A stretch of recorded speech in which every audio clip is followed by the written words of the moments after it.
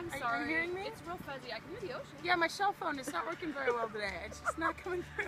Hello, my name is Debbie, also known as Mojave, And I'm Kari, also known as Praying Mantis, or Manti, and that's your sign, apparently. you know, hardcore. Bone era.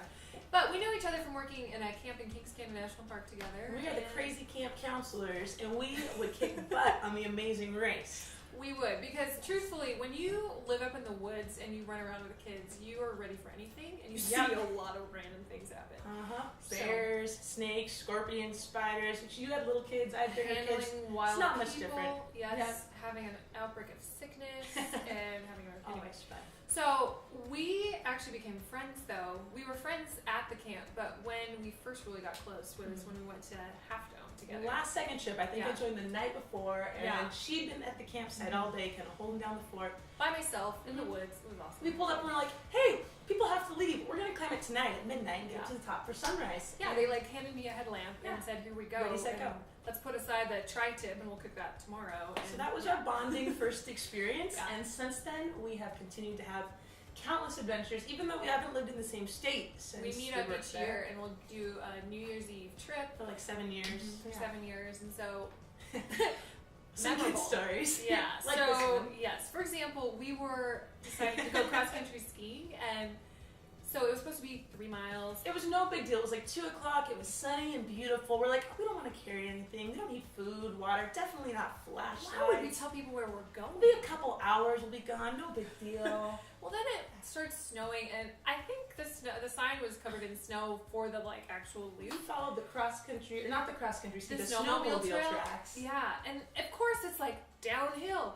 Hey, I think this might not be correct. We had one friend trying to tell us. We didn't listen. No, it's just a long 3 miles. It feels longer on skis. So we kept going, and then I got into this survival mode because it's dark, it's snowing, it's probably been like 3 hours. No since lights, we no left. food, no nothing. Yeah. Do we turn around? Of course not. Why She would took we do off. that? She and another friend were speed racers and were Because we disappeared were into like, the darkness. around the next corner, surely that will be the next thing. And so I was like, it's fine. And then I just kind of got into that, if I stop, I'll die kind of mode. And so I got into survival mode. And we were like, they left us. And my friend that I was with was freaking out. So I went into like mama bear mode. I know. It's okay. The people who knew we were gone are the ones with like the snowmobiles. They'll come looking for us. At the same time, I'm thinking, okay, how do we make a fire? Can we make a snow cave? Like, got some survival skills. We could do this. But then they found the road and actually found their way back. And From then my mountain we turned bike the wrong riding. way and got ourselves more lost, and then finally figured out where we were and got home. But I definitely got my payback for being a bad friend. We almost died, but we have bonded even more because of it, and continued to have these adventures each year. Not quite that extreme as 20 miles in the wilderness in the middle of the night.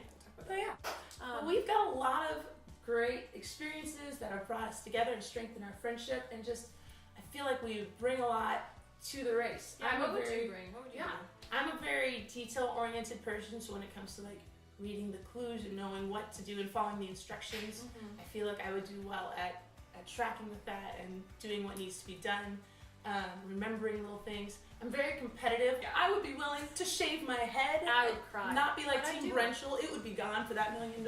Heck yes. It grows back. Yeah. But I'd still cry. Maybe a little. But it's okay. Yeah. What would you bring to the team? I love the big picture of things, like looking at the whole puzzle and be like, where are we headed? And then problem solving and figuring out how do we best get there. And then also, I love people in other cultures and I'm really curious. And so having fun with the whole thing.